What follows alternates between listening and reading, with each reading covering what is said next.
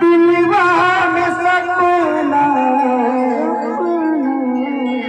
दिलवा में सपना जागता है होला प्यार अपराध बात प्यार काहे होला दिलवा में सपना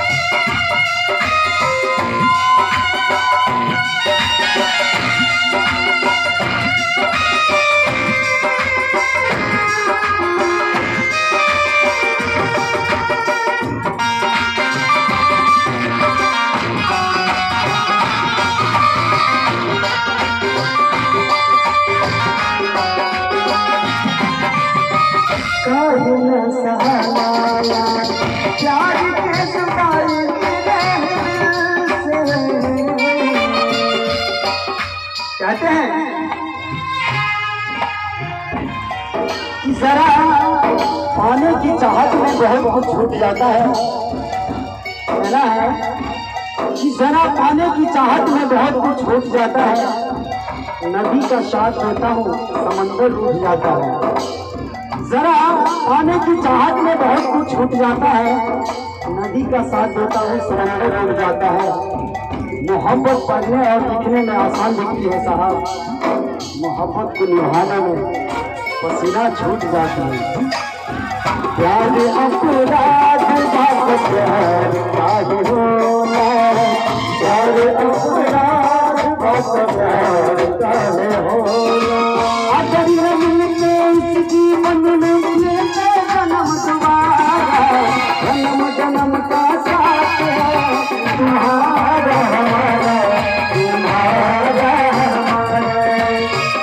जन्म का साथ है तुम्हारा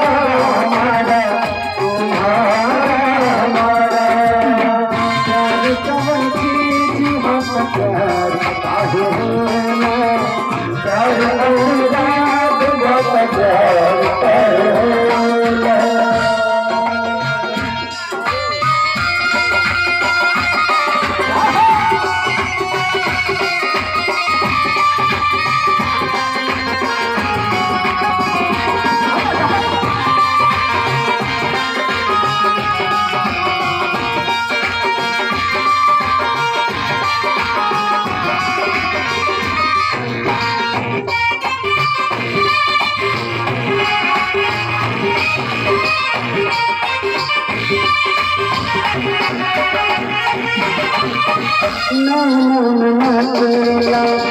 हर गाड़ी उनके सुरतिया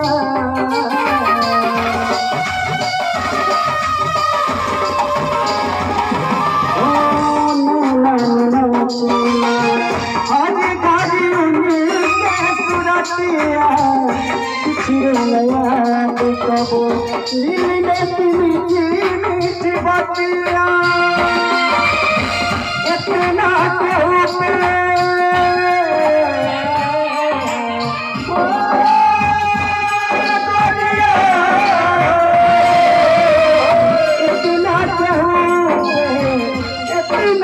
कवन चीज काहे होला, प्यार कवन चीज प्यार काहे होला, प्यार कवन चीज प्यार काहे होला, प्यार कवन चीज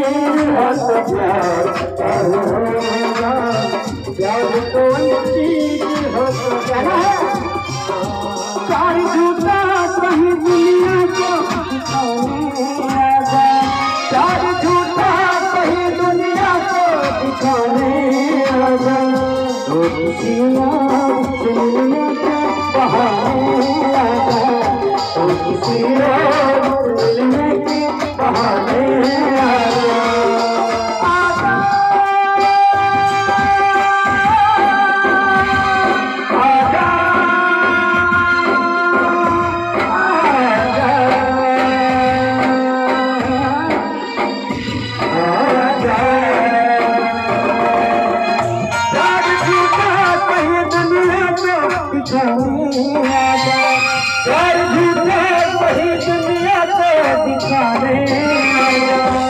किसी और से मिलने के बहाने आजा, किसी और से मिलने के बहाने